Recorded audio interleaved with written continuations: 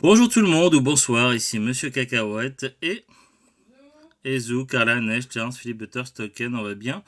Carla est allée faire un petit tour vétérinaire. Bon, rien de bien grave, juste une petite infection urinaire. Elle a un traitement qu'elle a commencé aujourd'hui.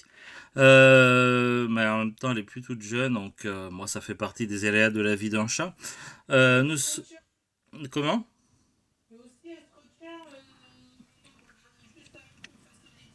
Ouais, entre les moments de changement litière, elle a tendance à se retenir un petit peu, contrairement à Neige. Donc bon, ça c'est, on surveille ça de très près. Alors, nous sommes aujourd'hui jeudi 26 mars 2026, il est 17h59 dans ce nouvel épisode à découvrir sur Netflix.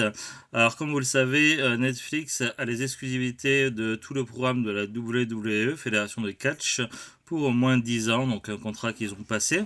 Et du coup, je me fais l'intégrale année par année des pay-per-view, donc des gros événements qui ont eu lieu et qui ont été diffusés à la télé. Alors, il n'y a pas tous les événements sur Netflix parce que certains événements qui sont recensés sur Internet n'étaient pas passés à la télévision, donc n'ont jamais été filmés à la télévision. Donc évidemment, les événements qui n'ont jamais été filmés à la caméra ne peuvent pas être diffusés sur Netflix, forcément. Donc en 86, il y a eu un seul événement filmé, c'était le WrestleMania 2.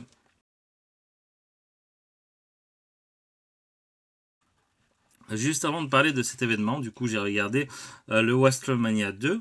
Je vais d'abord vous annoncer la liste des catcheurs et personnes qui étaient présents, que ce soit des coacheurs, journalistes, managers, etc. Donc la liste des personnes marquantes de l'année 86 dans l'année de la WWE, anciennement WWF.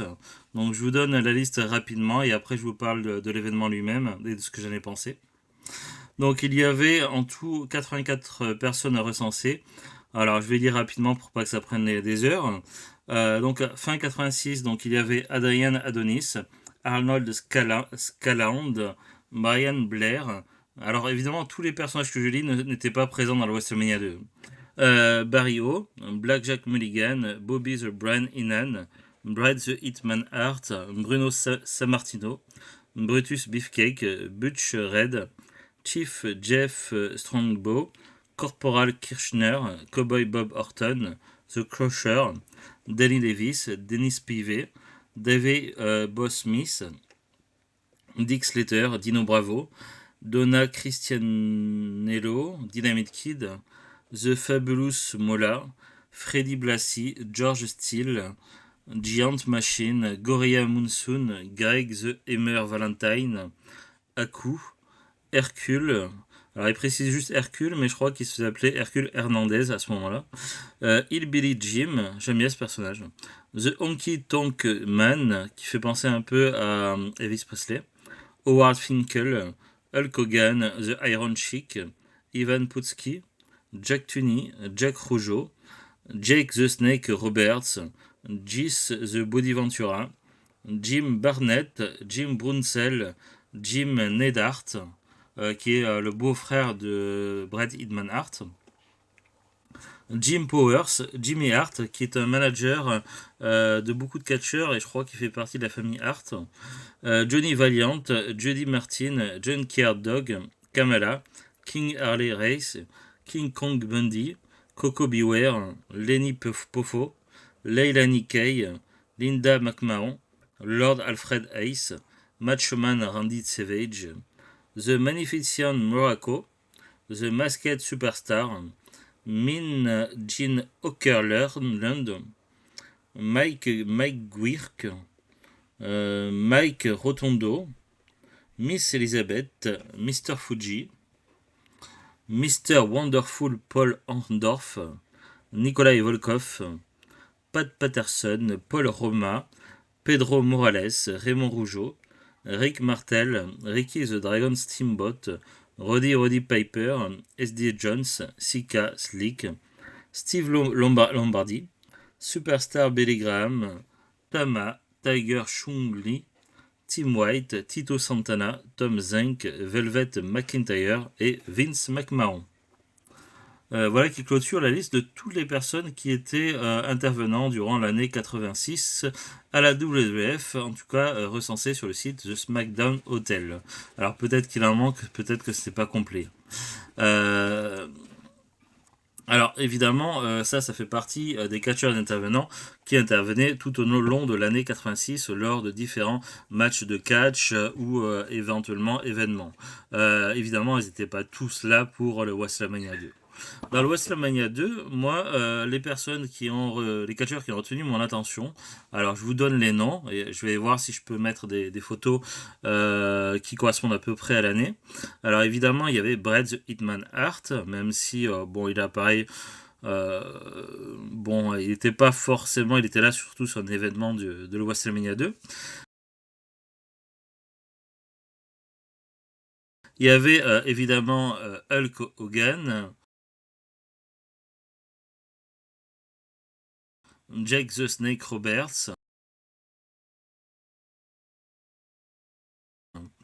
King Kong Bundy,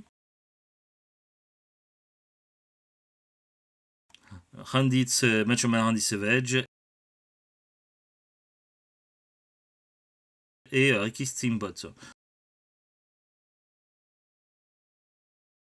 Donc voilà, c'est ceux qui m'ont le plus marqué durant cet événement. Et puisqu'on en est là, je propose de rebondir sur l'événement, le fameux WrestleMania 2.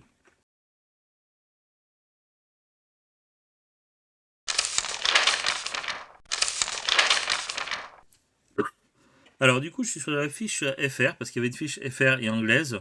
La fiche anglaise est peut-être plus complète, mais plus chiante à lire, donc on va passer sur la fiche FR. Ce qu'il faut savoir, c'est que WrestleMania 2 est le nom communément donné à la seconde édition de WrestleMania, réunion événementielle de catch lutte professionnelle annuellement produite par la World Wrestling Entertainment, WWE, donc 3W et 1E. À l'époque, c'était WWF, mais ça a changé de nom suite à un problème de droit entre une autre fédération qui s'appelait WF et qui était pour la protection des animaux. Et c'était vidéo diffusée selon le principe de pay-per-view. WrestleMania 2 s'est déroulé le 7 avril 86 dans 3 lieux différents, donc 3 endroits différents, ce qui fait que ça a été divisé. C'est pour ça que durant l'événement, on a la caméra qui bascule à un moment donné d'une partie vers l'autre. Il y a eu donc le Nassau Veteran Memorial Coliseum d'Uniondale à New York, le Rosemont Horizon de Rosemont, Illinois, et le Los Angeles Memorial Sport Arena à Los Angeles, Californie. Chaque lieu avait un main event, donc un match de tête d'affiche avec d'autres matchs. Ce WrestleMania a été le premier à utiliser les chiffres cardinaux sur son logo. Avant WrestleMania 13, Ray Charles a chanté American the Beautiful avant le show. En France, cet événement fit l'objet d'une diffusion sur Canal+. Donc il y avait peut-être des commentateurs français FR. Là, sur Netflix, on les avait pas. Dommage. Il est possible qu'il n'ait pas pu récupérer tous les commentateurs FR d'époque Netflix et que du coup on est obligé de passer sur les anglais. Donc moi j'ai vu tout en anglais pour le coup. C'est un peu dommage parce que les commentaires d'époque, à l'époque quand je regardais sur Canal Plus avec mon père, dans les années 90, c'était plutôt pas mal, j'aimais bien. Donc je suis un peu nostalgique. Après, ils nous disent que ces 3 lieux-là ont été repris dans d'autres WrestleMania. Les mêmes lieux ont été repris exactement pour les WrestleMania 20, 21 et 22. Alors, du coup, au niveau des événements, donc il y a eu 4 événements à Nassau Coliseum. Les célébrités qui ont assisté au New York incluaient donc il y avait Cab Calloway, Daryl Dawkins, G. Gordon Liddy, Joan Rivers, bon, beaucoup que je connais pas, Joe Frazier, donc lui qui est connu, c'est un boxeur célèbre il me semble, Lou Duva, Mr. T, donc lui forcément je connais, Ray Charles aussi je connais, et Susan St. James. Alors quand je connais par la télévision, les médias, etc. Je connais pas personnellement. Au niveau des événements, donc le premier événement c'était un match simple entre Mr. Wonderful Paul Orndorff et The Magnificent Don Muraco. Alors j'évite de donner les résultats pour ne pas spoiler si vous n'avez pas encore vu, ce serait un peu dommage. Ensuite, il y avait en deux un match simple pour la ceinture intercontinentale championship entre The Macho Man Randy Savage accompagné de Miss Elizabeth contre The Animal George Steele. Alors le Macho Man était poursuivi par un type qui avait tendance à tout mordre. C'était assez bizarre à regarder. Il y avait ensuite en 3 un match simple entre The Snake Jake Roberts qui était venu accompagné de son serpent et George Wells. C'était aussi un match emblématique, typique de Snake Jake Roberts d'apporter son serpent. Ensuite, on a eu un match de boxe, donc ça c'était très inhabituel, donc je suis pas forcément fan de regarder des matchs de boxe, mais pour le coup j'ai trouvé ça très intéressant, puisque Mr. T est un peu plus connaisseur et Roddy Piper lui était un peu plus de novice, donc du coup ça donnait un match de boxe assez étonnant, qui évidemment est parti en vrille à un moment donné. Donc c'était entre Mr. T contre Roddy Piper.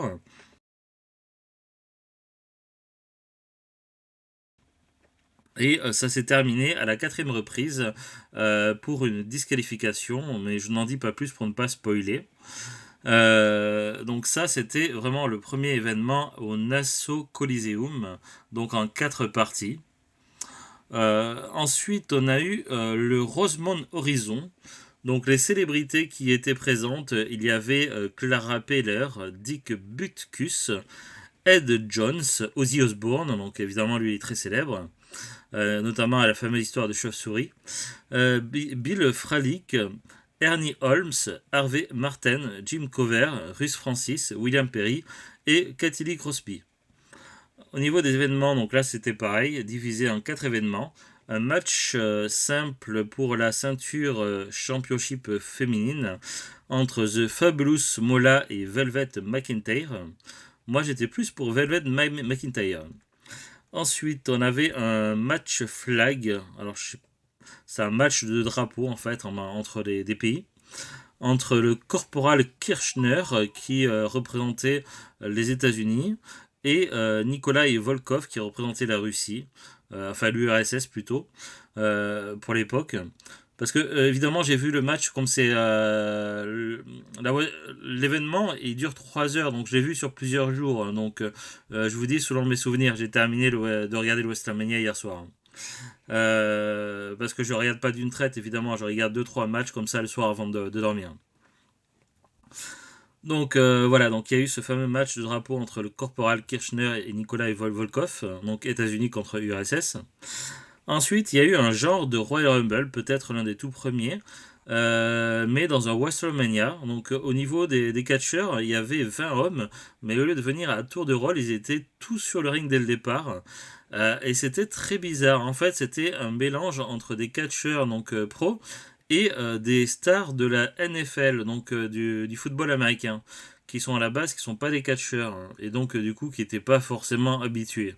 Le principe des règles était les mêmes que pour un Royal Rumble, c'est-à-dire qu'il fallait faire tomber les adversaires du ring et être le dernier survivant.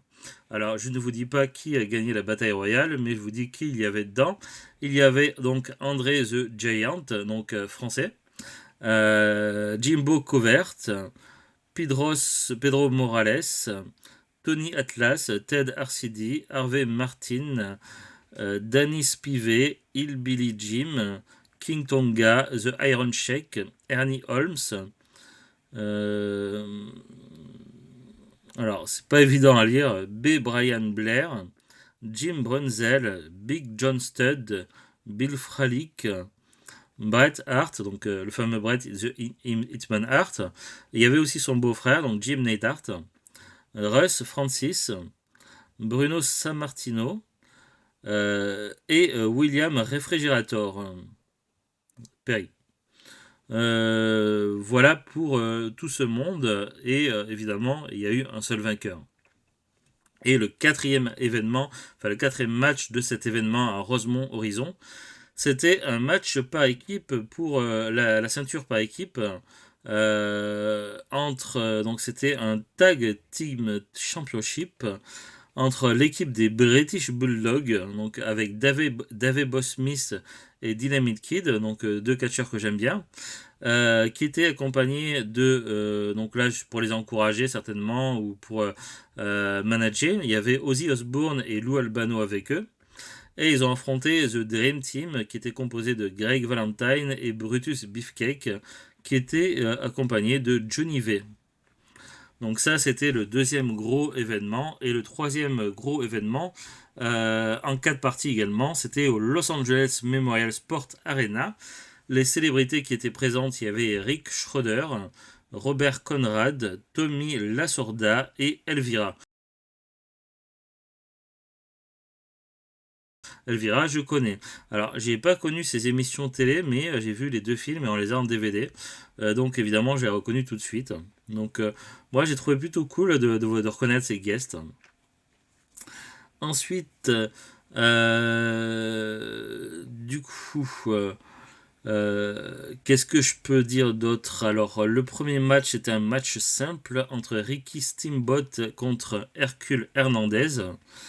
Le deuxième match, un match simple entre Adrian Adonis et Uncle Elmer.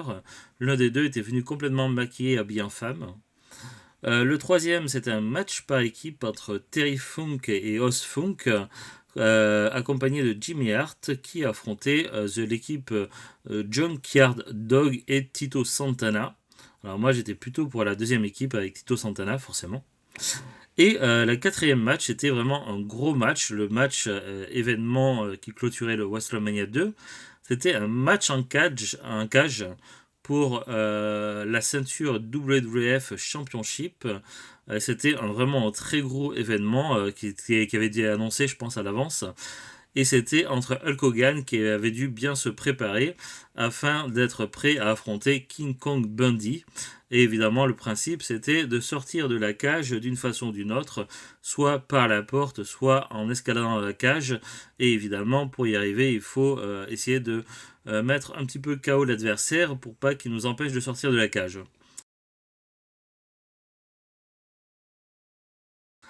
Donc voilà qui clôture le contenu de ce WrestleMania 2 et c'est le seul événement de 86 présent sur Netflix actuellement.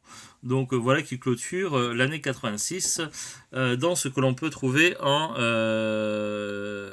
catch WWE sur la plateforme. Et du coup je vais prochainement attaquer l'année 87.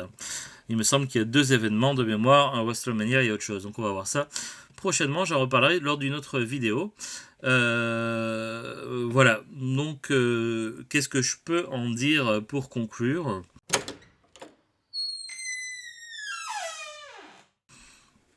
Eh ben, à la base, moi j'étais toujours un grand fan des Royal Rumble. Au niveau des pay-per-view, c'était toujours le pay-per-view qui m'avait toujours le plus emballé, forcément, parce que et le grand moment où tous les catcheurs viennent au fur et à mesure, et il n'en reste qu'un, c'était mon truc à moi.